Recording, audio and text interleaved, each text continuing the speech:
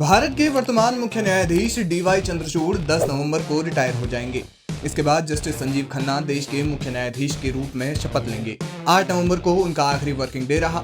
Supreme court में D Y Chandrachud की farewell को लेकर तैयारियां चल रही है। अब जब भी कोई सरकारी कर्मचारी, अधिकारी या न्यायाधीश सेवानिवृत्त होते हैं तो उन्हें रिटायरमेंट के समय काफी सुविधाएं भी मिलती हैं। ऐसे में हम जानेंगे कि जब सीजेआई चंद्रचूड़ रिटायर होंगे तो उन्हें क्या क्या सुविधाएं मिलेंगी। रिटायरमेंट के बाद डीवाई चंद्रचूड़ को पेंशन तो मिलेगी ही, साथ में अन्य सुख सुविधाएं भी मिलेंगी। डीवाई चंद्रचूड़ को रिटायरमेंट के बाद 70,000 रुपए पेंशन के रूप में मिलेंगे। इसके अलावा एक सिक्योरिटी गार्ड मिलेगा जो 5 साल तक डीवाई चंद्रचूड़ के साथ उनकी सुरक्षा में हर समय मौजूद रहेगा। पर्सनल सिक्योरिटी गार्ड के अलावा उनके घर पर 24 घंटे सुरक्षाकर्मी तैनात रहेंगे।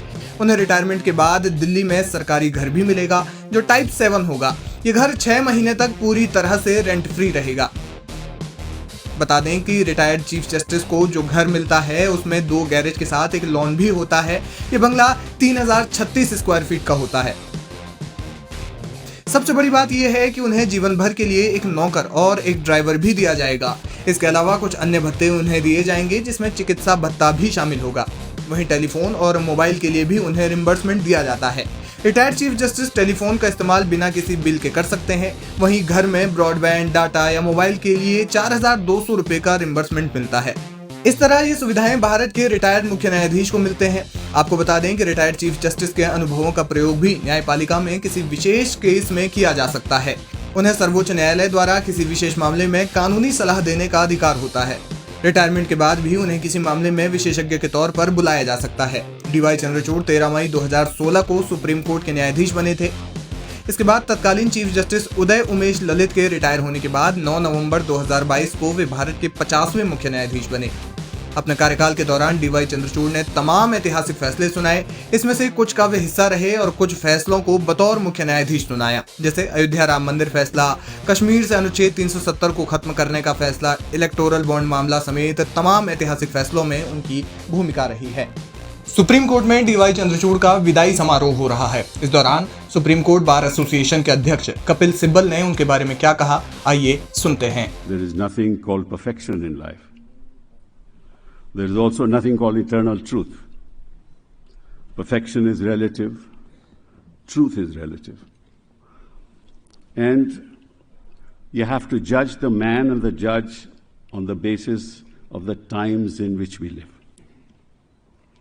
So when we will write about Justice Chandrachud, we will discuss his judgments, his manner, his simplicity, his affability, his patience, all attributes of one of the greatest judges of this country.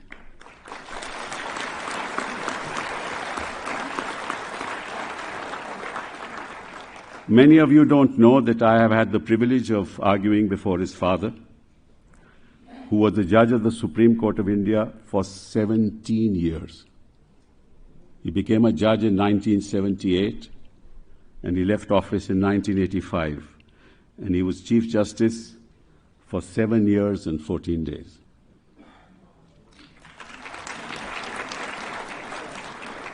Now, Chief Justice Chandrachud had to match up to the qualities and the achievements of his father.